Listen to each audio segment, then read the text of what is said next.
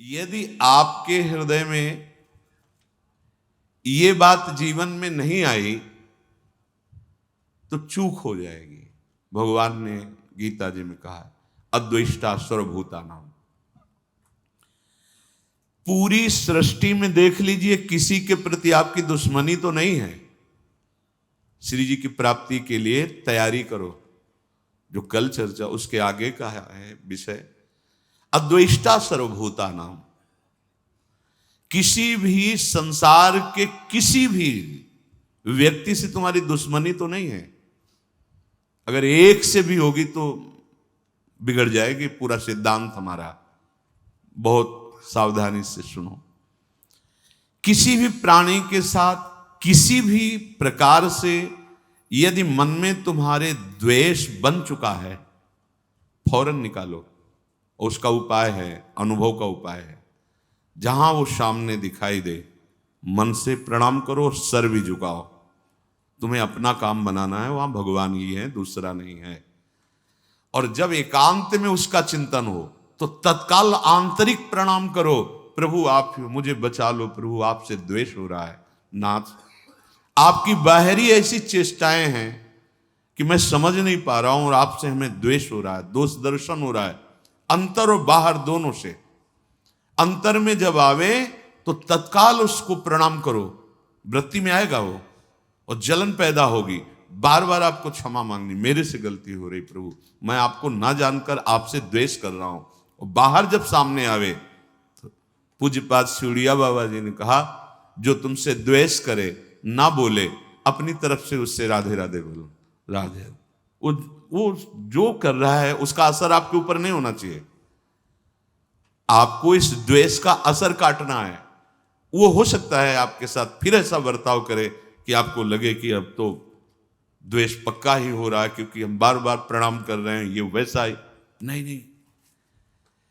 ये बहुत बड़ा भगवत प्राप्ति में विघ्न है। इसलिए भगवान ने कहा, अद्वेष्टा सर्वभूतानां।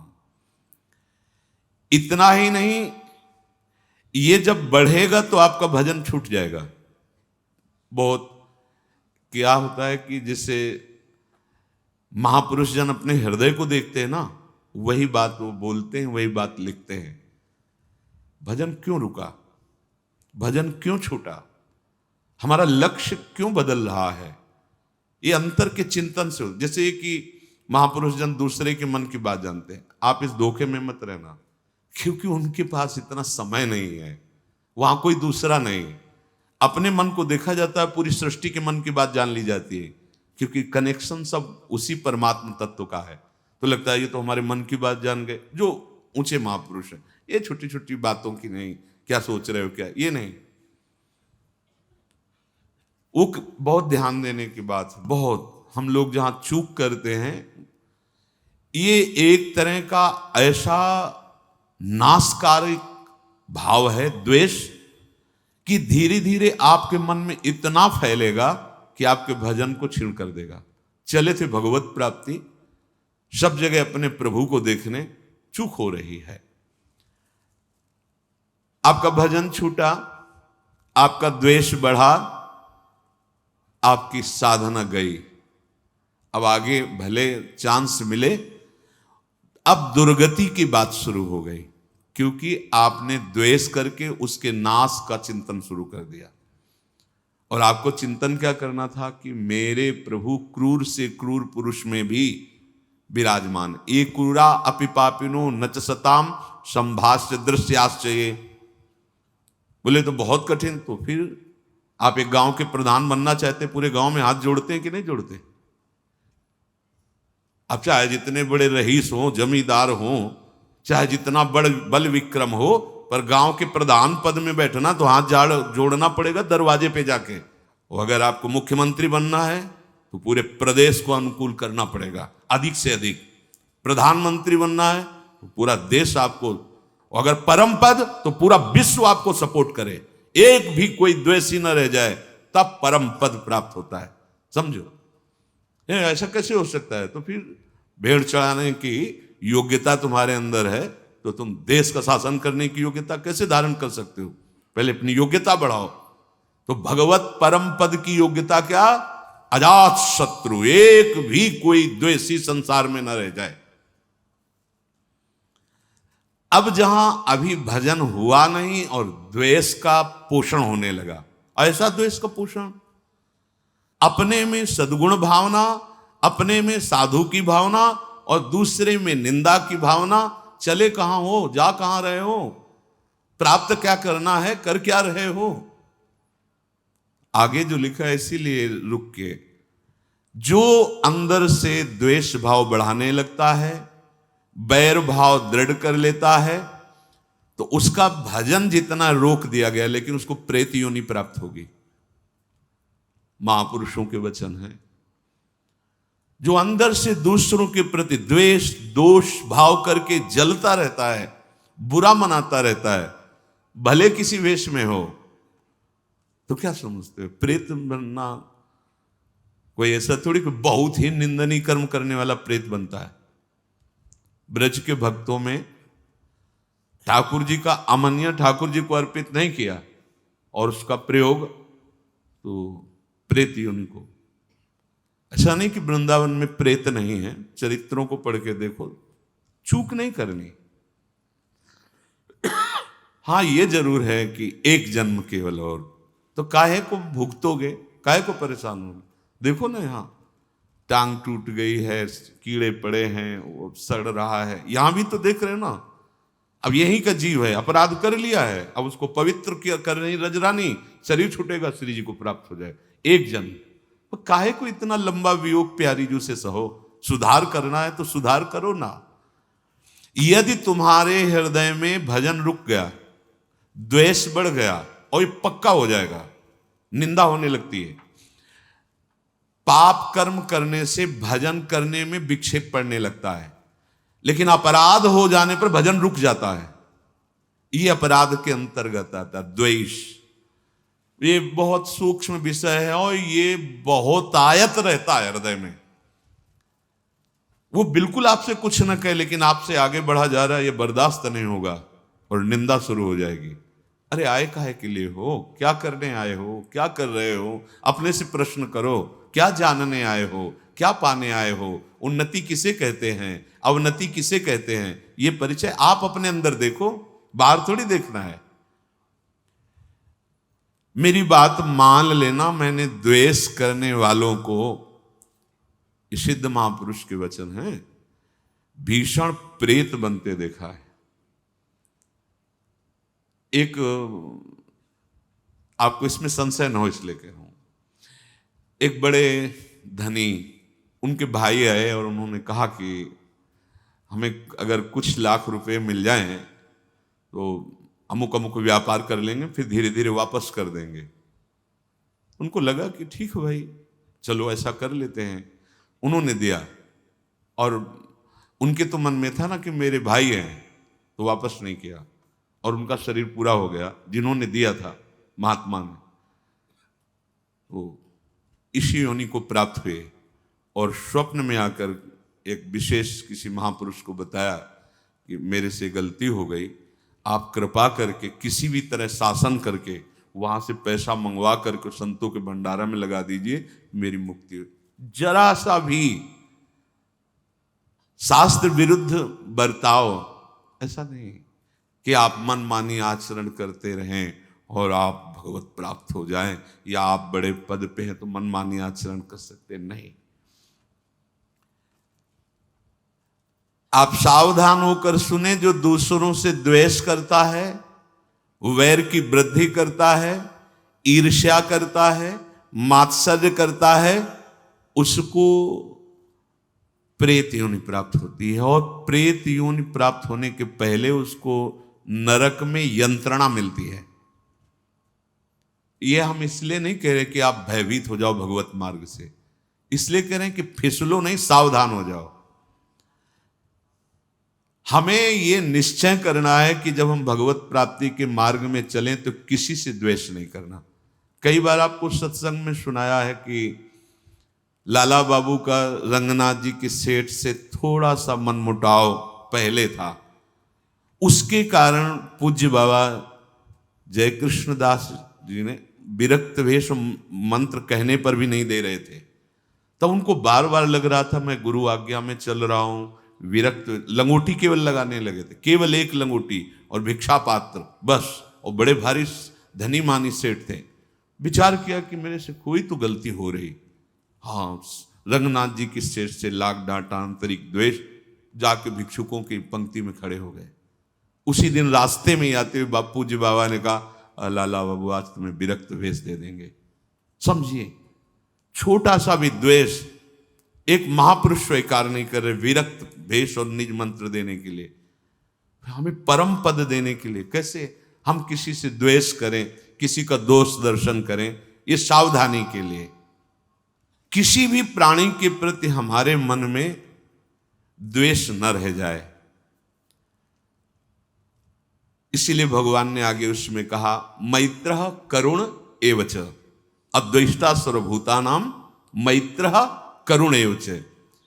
मित्रता का भाव और करुणा का भाव ये तुम्हारे दोष और द्वेष को नष्ट कर देगा। सबसे मित्रता का भाव।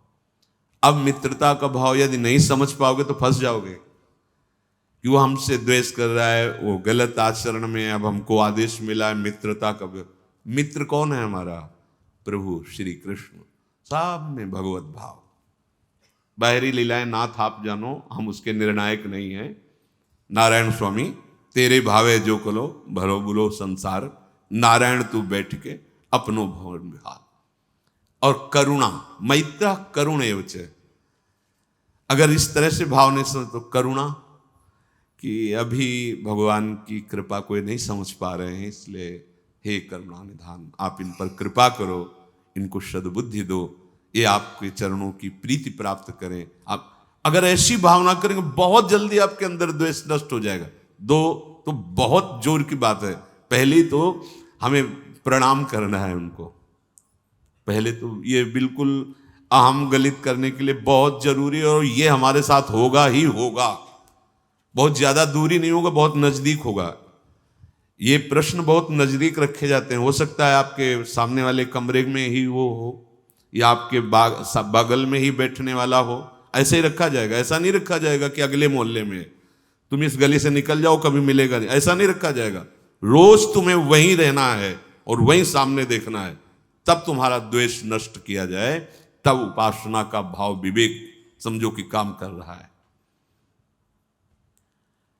महाप्रभु चैतन्य देव जी श्री सनातन गोस्वामी को जब उपदेश किया तो इस उपदेश के बाद कहा कि इसके आगे और कुछ है ये हम नहीं जानते।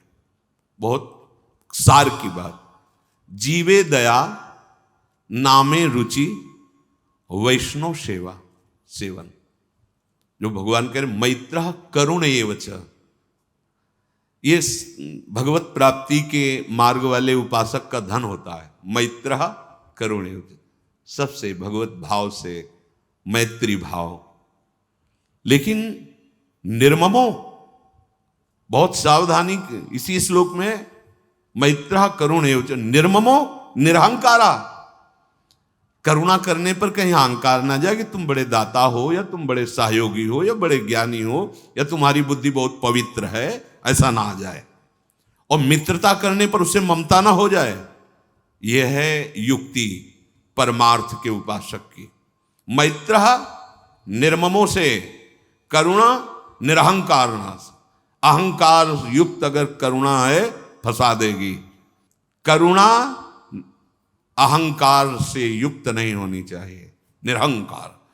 और मित्रता ममता से युक्त नहीं होनी चाहिए। अब करके दिखाओ, बिना ममता की मित्रता कोई भगवान का चतुर सुजान उपासक कर सकता है, अन्यथा नहीं। कैसे? आपसे मित्रता करेंगे तो आपकी याद आएगी, वो आपके हृदय में बैठे प्यारे से मित्रता करेंगे तो उसकी याद आएगी। सबसे मिलने के बाद एकांत बैठते ही जिसका ध्यान आए, तुमने उसी को पकड़ा है। अब देख लो, अगर कोई वस्तु, व्यक्ति, स्थान तो असर पड़ गया। प्रभु को भूल चुके थे जब आप उससे मिल रहे थे, तो उसी की झांकी पकड़ ली मन ने। और अगर प्रभु का, मेरे यार सब रूपों में बैठे हुए हैं, वही मेरा दिलवर, वही मेरा प्राणनाथ, वही मेरा जीवन, करोड़ों से मिलने के बाद भी वो एक में ही रहेगा। कहीं कोई ममता नहीं और कहीं किसी भी तरह की अहमता नहीं। अहमता ममता शून्य जीवन मुक्त महापुरुष परम पद का अधिकारी होता है। देखो आप सब उपासक हैं। महाप्रभु चैतन्य देव ने कहा, जीवे दया नामे रुचि वैष्णव सेवन या छाड़ा आर नाही जानी सनातन। हे सनातन, मैं इसके सिवा और कोई महान बात है नहीं जानता। क्या? जीवे दया।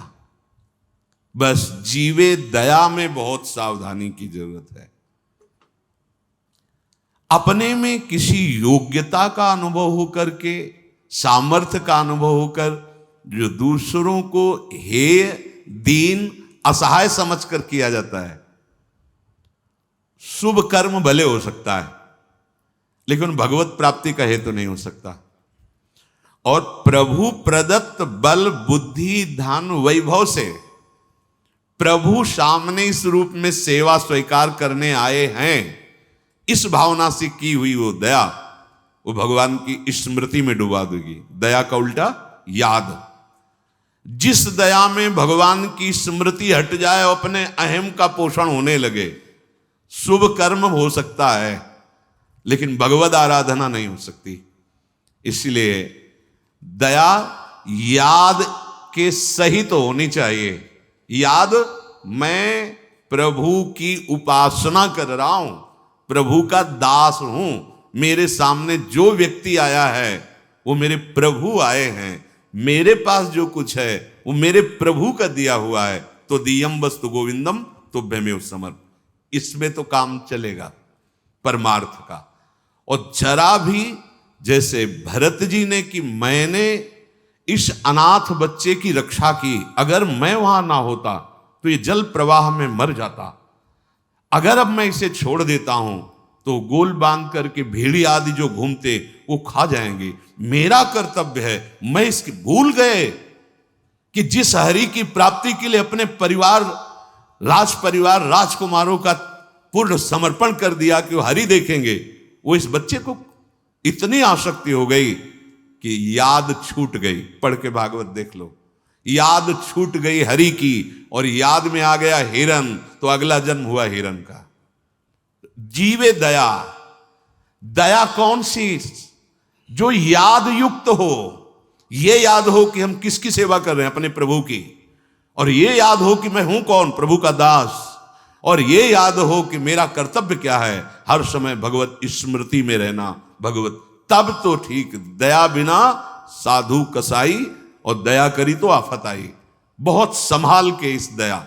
सबसे पहला परम कर्तव्य धर्म उपासक के हृदय में हृदय द्रवित होता है तो दूसरों को सुख देने का आता है। इस पर अगर तो फिर वो फिसल जाएगा। इसकी एक ही पहचान है, भगवद याद अगर भूल रही है तो तुरंत वापस होइए। ये दया तुम्हें फंसा देगी।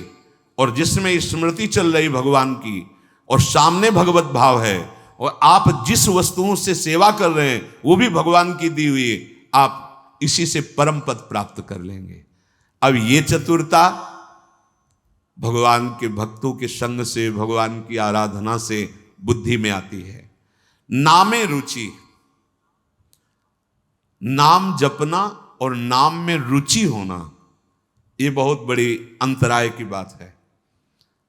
जिससे नाम जपते हैं हमारा कल्याण हो जाए, हमारे पाप नष्ट हो जाएं, दुख मिट जाए, बहुत अच्छा है, प्रशंसनीय है। इसी भाव से चलो, तुम्हारा मंगल हो जाएगा। पर यहां जो कह रहे हैं वो इस भाव का नहीं कि पाप नष्ट हो जाए, हमारा दुख मिट जाए, नहीं। ये रुचि, जैसे बहुत कई दिनों का प्यासा व्यक्ति हो तो उसकी पानी में रुचि प्रकट हो जाती है, और उसे रबड़ी दो तो अच्छा नहीं लगेगा, पानी। ऐसे हमारी रुचि नाम में हो। कब जानेंगे नाम में रुचि? देवर्षि नारद जी, तदर्पिता अखिलाचारिता तद्स्मरणेन परम व्याकुल ते। हमारा हृदय अगर नाम छूटने लगे तो व्याकुल होने लगे तो जान लो। गोस्वामी श्री तुलसीदास जी दोहावली में कहते हैं, तुलसी प्रीति प्रतीति सो, राम नाम जप जाग, किए होई विधि दाहिनो, देई अभाग्य ही भाग। सब परेशान है, मेरा भाग्य बड़ा दुखद है, मेरे भाग्य में क्या लिख गया, जैसे लोग चल पूरा जीवन हो गया दुख भोगते हुए। ये गोस्वामी जी कह रहे, तुम मेरी बात पर विश्वास करो, इसी विश्वास से प्रेम प्रकट हो जाएगा। यदि तुमने नाम जप रूपी यज्ञ शुरू कर दी तो तुम्हारे जो भाग्य में लिखे हुए अंक है ना, दुख देने वाले, महान संकट, विपत्ति, पराजय, हम बहुत प्रयास करते हैं लेकिन सफल नहीं हो पाते। हम ऐसा, तुम्हारा प्रयास ही क्या है? असत प्रयास। कहीं गंदे जल से हाथ तुम पवित्र कर सकते हो क्या? असत प्रयास से असत कर्मों को काटकर उन्नति को प्राप्त हो सकते हो क्या? नहीं। तो सत प्रयास करो। क्या सत प्रयास? बोले राम नाम जप जाग, जप यज्ञ, नाम जो हमारे प्रभु का नाम है, आप उसे क्या होगा? बोले तुम्हारे पहला काम करेगा, भाग्य पलटेगा तुम्हारे। जो तुम्हारा भाग्य बन चुका है ना, महान दुख भोगना, बार बार क्लेश, शांति, ये नाम जब तुम्हें प्रदान करेगा। किए होई विधि दाहिनो, दे अभागे ही भाग। जो हमारे प्रतिकूल सब कुछ है ना, वो सब दाहिने अनुकूल हो जाएगा, केवल नाम जप करके देख लो। ऐसे भाग्यवान बन जाओगे कि तुम जिसे देख लोगे, छू दोगे, उसके वाम भाव सब नष्ट हो जाएंगे। धर्म विपरीत आचरण, धर्म विपरीत भाव नष्ट हो जाएंगे। जल थल नभ गति अमित यति, अग जग जीव अनेक, तुलसी तो से दीन कहाँ, राम नाम गति एक। चराचर जीव असंख्य है, सबकी अलग अलग चाहत है, गति है। किसी की जल में बहुत गति है। अब तैरना नहीं आता तो आपका शरीर पूरा हो जाएगा जल में, लेकिन मछली, कछुआ, मगरमच्छ, इनकी तो गति है, उसी में आनंदित रहते हैं। किसी की पृथ्वी में गति है, किसी की आकाश में गति है, पर मेरे जैसे की गति तो एकमात्र केवल नाम गति है। समझो, भाव कह रहे हैं कि जैसे जलचर जीव जल में ही केवल सुखी रहता है, थलचर थल में, वायु वाला वायु में, तुलसी का सुख क्षेत्र तो केवल नाम है, नाम। श्री हरिवंश नाम नित कहो, नाम प्रताप नाम फल लहो, नाम हमारी गति सदा।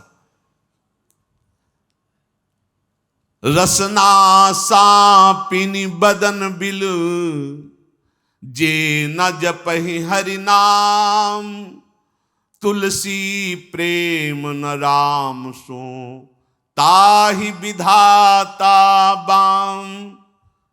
सांप की जीभ की तरह लप लप लप लप जा, ये खा लूं, ये बोल लूं, ये प्रपंच कर लूं। ये सर्पिणी के समान जीव है, और ये शरीर, ये मुख एक बिल के समान है। यदि तुमने अपनी जिह्वा से हरिनाम जप नहीं किया तो जितनी अनुकूलता लिखी भी है वो सब प्रतिकूलता में बदल जाएगी। आपको लगेगा कि ये कैसी बात, नाम न जपे तो हमारे भाग्य से जो अनुकूलता लिखी वो भी प्रतिकूलता हो जाए। हाँ, हो जाएगी। भगवत विमुख की प्रत्येक अनुकूलता प्रतिकूलता से भी भयानक दुख देने वाली होती है, और भगवत सन्मुख की प्रत्येक प्रतिकूलता करोड़ों अनुकूलताओं से भी बढ़कर सुख देने वाली होती है। पढ़ के प्रसंग देख लेना, श्रीमद् भागवत में समंतक मणि का प्रसंग, सत्यराजित का। भारी अनुकूलता समंतक मणि मिली और श्री कृष्ण से विमुख हैं तो दोनों भाई मारे गए और हाथ कुछ नहीं लगा। भारी अनुकूलता, भारी प्रतिकूलता में है, यदि भगवत विमुख हो तभी तो। जिसको लगता है कि मैंने जीवन में बहुत कुछ प्राप्त किया, यश, मान, सम्मान, प्रतिष्ठा, रुपया, पैसा, ये क्या है, क्या है। जैसे स्वप्न में राजा बने जगे तो कुछ नहीं, ऐसे ही जिस समय अंतिम समय आएगा उस समय तुम्हारे होश ठिकाने होंगे, पर तुम कुछ करने लायक नहीं होगे। इसलिए जो नाम जप नहीं कर रहे, मानो अपने जीवन को जितनी भी अनुकूलता सब प्रतिकूलता में बदल रहे हैं। ही फाटहु फूटहु नयन, कैसी अद्भुत भक्ति है, प्रीति है महापुरुषों के हृदय में। कह रहे ही फाटहु फूटहु नयन, जरौ सुतन के ही काम, द्रवहि स्रवहि पुल कै नहीं, तुलसी सुमिरत राम। फट जाए ऐसा हृदय जो प्रभु के नाम का स्मरण करते हुए आनंद नहीं आ रहा, रोमांच नहीं हो रहा। प्रभु की नाम महिमा, प्रभु का रूप, प्रभु की लीला सुनकर तुम्हारा हृदय आनंदित नहीं, फट जाना चाहिए हृदय। किस काम का? फूटहु नयन, फूट जाए नेत्र ऐसे जिनसे भगवान नाम लेकर के आंसू ना निकले। हम प्रभु की चर्चा सुने, अपने प्राणाधार प्रभु की बात करें और हमारी आंखें सूखी हों, कपोल भींगे ना, क्या जीवन। ही फाटहु फूटहु नयन, रसना कटो जो अनरटो, निरख यानी फुटो नयन। हे भूलो मत, जीवन की सार्थकता राम ही सुमिरत रणभिरत देत परत गुरु पाए, तुलसी जिनय न पुलक तनु ते जग जीवित जाए।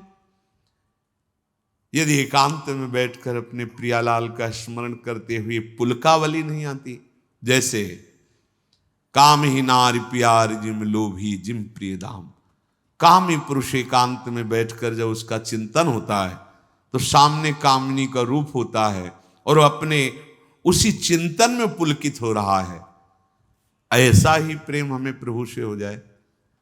जैसे एक लोभी पुरुष, धनी जो कंजूस स्वभाव का है, अपने धन का चिंतन करके बड़ा सुख अनुभव करता है। इतना बैंक बैलेंस, इतना और जोड़ लेंगे, इतना, कम से कम इतना हमें नाम में प्रेम हो जाए। गोस्वामी जी कह रहे, जो गुरुदेव भगवान को प्रणाम करते समय, प्रभु का नाम सुमिरन करते समय और दूसरे की सेवा का अवसर आने के समय उत्साहित नहीं हो जाते हैं, एक प्रफुल्लता, अहो भाग्य, गुरु चरणों में प्रणत होने का सौभाग्य, अहो भाग्य, आज इस बीमार शरीर की सेवा करने का सौभाग्य, अहो भाग्य, आज हमें भगवत यश गाने का सौभाग्य, नाम कीर्तन करने का सौभाग्य। बोले जिनके ऐसे समय में पुलकावली नहीं आती, आनंद नहीं आता, तो धिक्कार है उनके जीवन को, वे जीवित मृत के समान है। नाम जीवे दया, नामे रुचि और वैष्णव सेवा। ये जो वैष्णव सेवा है, इसको हम इस भाव में ले लेते हैं कि खिला पिला दिया या वस्त्र दे दिया तो ये वैष्णव सेवा हो गई। ये एक बाह्य सेवा का अंग है, इसे पूर्ण सेवा नहीं कहते। जैसे वैष्णव सेवा तो एक दो ऐसे भगत की, फिर हम एक दिन रोज एक संत का बना के दे, ये बाह्य सेवा है। अच्छा है, करो, भगवान तुम्हें दिए हैं तो ऐसा बका। पूर्ण सेवा इसे नहीं कहते। पूर्ण सेवा, ध्यान से सुनिए, पूर्ण सेवा होती है जब हम किसी भी संत महापुरुष की आज्ञा के अनुसार अपने जीवन को चलाते हैं। अगर हमारा संग अच्छा, वो संग केवल मनुष्य शरीर का ही नहीं, वो वस्तु का हो सकता है, वो स्थान का हो सकता है, खान पान का हो सकता है, साहित्य का हो सकता है, दृश्य का हो सकता है, इंद्रियों का हो सकता है, अच्छा या बुरा संग। वैष्णव सेवा का तात्पर्य है किसी एक महापुरुष के वचनों को अपने जीवन का आदर्श मानकर इन सब संगों का त्याग कर दे, उसे सत्संग कहते हैं। क्या संग? वस्तु, खान पान, स्थान, साहित्य, दृश्य, इंद्रिय चेष्टा, जो हमें प्रभु से विमुख कर दे, वो वस्तु, वो खान पान, वो दृश्य, वो साहित्य, वो संग, वो स्थान, वो बुरा है, वो असत संग है। वो कोई भी हो, किसी भी वेश में हो। बहुत ध्यान से देखना, वैष्णव सेवा का तात्पर्य है किसी भी महापुरुष के, उसके वचनों के अनुसार, क्योंकि हम सबके वचन तो एक साथ पालन नहीं कर सकते, तो किसी एक महापुरुष को अपना आदर्श प्रत्येक उपासक मानता है। एक जीवन में आदर्श महापुरुष होते हैं। जैसे सन्यास मार्ग में चले तो पूज्यपाद सिउड़िया बाबा जी, सबकी सुनना है, पर साथ में जैसे औषधि रखी जाती है, ऐसे पूज्यपाद उड़िया बाबा के उपदेश नामक ग्रंथ जीवन में साथ रहा है। ब्रह्मचर्य से लेकर सन्यास मार्ग तक जीवन, कहीं भी तो वो तत्काल सिद्धांत उसको सामने नहीं, गलत, बाबा ने सब बाबा के वचनों। और जब भक्ति मार्ग में कदम उठा तो पूज्य भाई से ही श्री हनुमान प्रसाद पोद्दार जी महाराज, आदर्श, एक भी शब्द का आज तक कोई संशय नहीं। भाई जी के वचन पूज्यपाद उड़िया बाबा। और जब नित्य विहार रस तो पूज्य सदगुरुदेव भगवान। एक भी आचरण, एक भी सेकंड के लिए विश्ववर संग रहे, कहीं कोई शास्त्र प्रतिकूल आचरण नहीं। मेरे गुरुदेव हैं इसलिए कह रहा हूं, ऐसा नहीं। भगवत कृपा से बचपन से बड़े बड़े संतों का संग हुआ। नित्य विहार रस की उपासना की सर्वोपरि ऊंचाई पर पहुंचे हुए महापुरुष, और एक सेकंड के लिए कभी शास्त्र से विपरीत आचरण नहीं देखा। सदगुरुदेव भगवान परम मकिंचन प्रिय हरि के रे, सहचरी भाव में स्थित महा। तो कोई न कोई महापुरुष अपने जीवन का आदर्श होता है।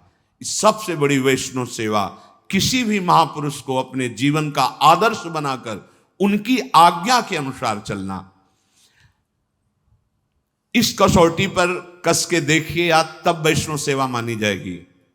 कोई भी स्थान, खान पान, साहित्य, दृश्य, इंद्रियों की चेष्टा, जो मुझे किसी भी आदर्श जिसको हमने माना है महापुरुष, उसके विपरीत ले जाए, वो सबको संग, चाहे वो वस्तु, व्यक्ति, स्थान, ग्रंथ, पंथ, कुछ भी हो, जो आदेश मिला है गुरुजनों उसके अनुसार।